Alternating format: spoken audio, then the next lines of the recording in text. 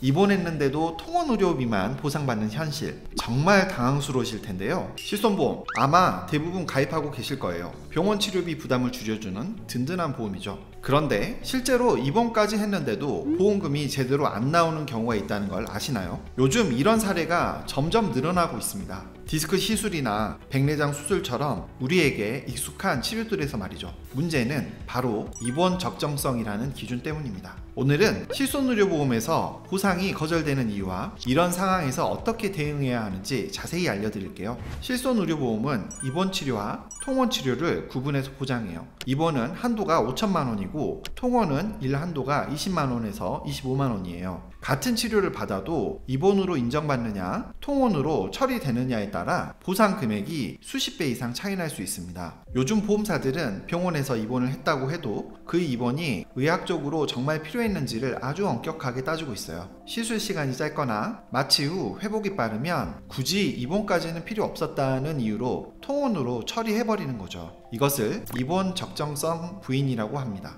쉽게 말해 실제로 입원을 했든 안 했든 상관없이 보험금은 통원 기준으로만 지급한다는 뜻이에요. 오늘은 입원 적정성 불인 3대장이라고 불리는 척추신경 성형술, 하이프 시술, 백내장 수술에 대해 알아보고 언제 입원 치료로 인정받을 수 있는지까지 살펴보겠습니다. 구독과 좋아요는 채널 운영에 큰 힘이 됩니다. 첫째로 척추신경 성형술입니다. 허리 디스크가 아픈데 수술은 부담스러우시죠? 그래서 나온 치료가 바로 신경 성형술입니다. 척추신경 성형술은 아주 가느다란 관을 꼬리뼈 구멍을 통해 넣어서 아픈 부위까지 올라가 치료하는 시술이에요. 지름이 2mm, 길이가 40에서 50cm 정도 되는 매우 얇은 관을 사용합니다. 시술 과정을 간단히 설명하면 먼저 꼬리뼈 구멍으로 가느다란 관을 카테터에 놓고요. 방사선 장비로 확인하면서 아픈 부위까지 천천히 올려보낸 다음에 고농도 식용수 등의 약물을 주입해서 염증과 유착을 제거해요. 시술 시간은 20분에서 30분 정도고 국소 마취만 하기 때문에 시술 후 2~3시간 정도 안정을 취하고 나면 당일 퇴원이 가능합니다. 둘째, 하이프 시술을 설명드릴게요. 메스 없이 자궁 근종을 없앨 수 있다면 어떨까요? 하이프는 고강도 집속 초음파를 이용해서 자궁 근종을 태워 없애는 완전 비침습 치료예요.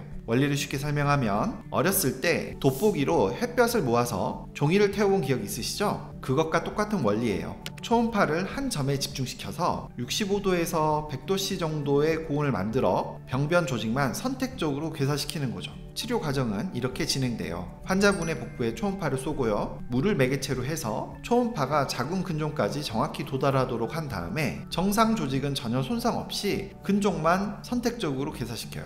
피부를 자르거나 바늘을 찌르지 않는 완전 비침습 방식이고 마취도 필요 없어서 치료 다음 날부터 바로 일상생활이 가능합니다. 세 번째로 백내장 수술입니다. 백내장 수술은 뿌옇게 변한 수정체를 제거하고 그 자리에 깨끗한 인공 수정체를 넣어주는 수술이에요. 수술 과정을 살펴보면 각막을 2에서 3mm 정도만 아주 작게 절개하고요. 초음파를 이용해서 뿌연 수정체를 잘게 부수어 제거한 다음에 그 자리에 새로운 인공 수정체를 넣어주는 방식으로 진행돼요. 수술 시간은 30분에서 1시간 정도고 대부분 국소 마취로 진행됩니다. 수술 후 20분에서 30분 정도 회복실에서 쉬고 나면 당일 집으로 귀가할 수 있어요. 최근에는 레이저를 이용해 더욱 정밀한 절개로 각막 손상과 통증을 줄이고 회복을 더 빠르게 하는 방법들도 사용되고 있습니다. 이런 치료들은 굉장히 흔하게 많이 하는 시술인데요. 왜 입원 적정성이 부인될까요? 이 세 가지 시술의 가장 큰 공통점은 모두 당일 퇴원이 가능한 시술이라는 점이에요.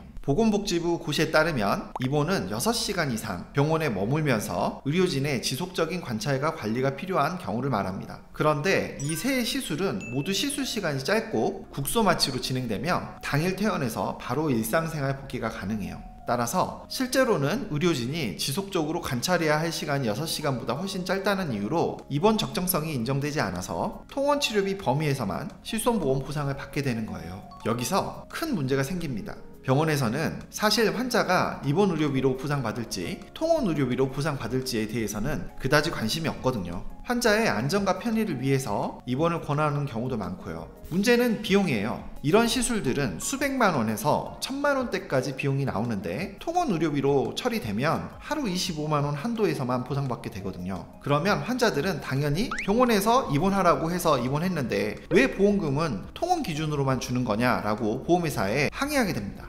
실제로 이런 분쟁들이 심해져서 법정까지 간 케이스들이 많아요. 관련 판례들을 살펴보면 하이프의 경우 대법원에서 2025년 1월에 통원의료비 지급이 맞다고 판결을 했고요. 백내장은 대법원에서 2022년 6월에 통원치료에 해당한다고 판결했어요. 특히 백내장 수술은 환자들의 민원과 분쟁이 너무 심각해져서 2023년 12월에 금융감독원에서 백내장 실손보험금 지급기준 정비 추진이라는 보도 자료까지 발표했을 정도입니다. 이 자료는 고정 댓글에 남겨두도록 할 테니 참고하시길 바랍니다. 척추신경 성형술은 비교적 최근인 2024년 10월부터 일부 보험사들이 건강보험심사평가원의 입장을 근거로 통원치료비 보상을 시작을 했고 2025년 현재는 거의 모든 보험사가 통원의료비로 보상하고 있어요. 그렇다면 어떤 상황에서 입원 적정성을 인정받아 입원 의료비로 보상받을 수 있을까요? 첫 번째는 합병증이 발생한 경우예요. 시술 과정에서 예상치 못한 합병증이 생기거나 그로 인해 의료진의 추가 처치와 더 많은 시간이 필요해지는 경우죠.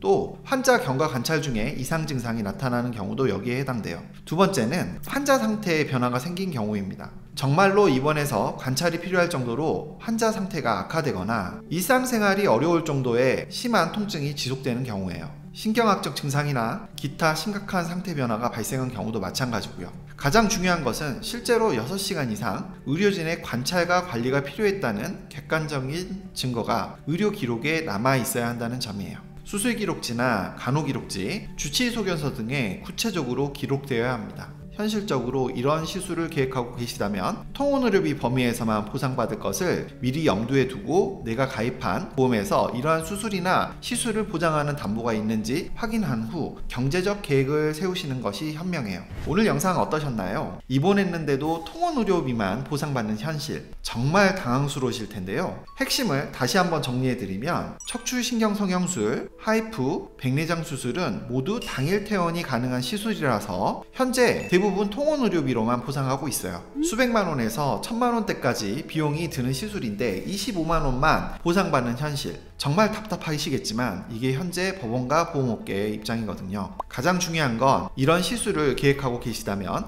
미리 통원의료비 범위에서만 보상받을 것을 전제로 하고 경제적 계획을 세우셔야 한다는 점이에요. 병원에서 입원 의료비로 다 나와요 라고 말해도 실제로는 그렇지 않을 가능성이 높으니까요. 구독과 좋아요, 알림 설정은 더 많은 분들에게 이런 유용한 정보를 전달하는데 큰 힘이 됩니다. 보험은 아는 것이 힘이니까요. 오늘도 시청해주셔서 감사하고 다음 영상에서 또 뵙겠습니다.